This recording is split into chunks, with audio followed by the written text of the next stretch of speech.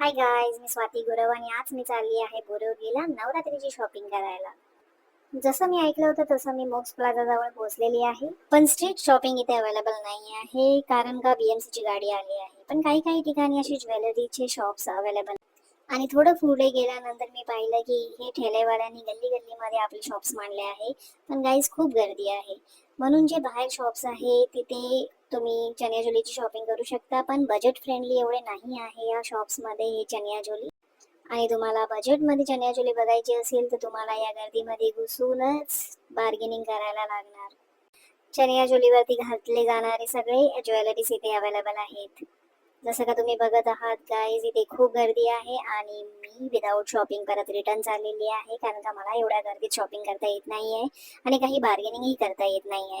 तर गाईज, तुम्हाला हा व्हिडिओ युजफुल वाटत असेल तर please like and share and follow me for more video.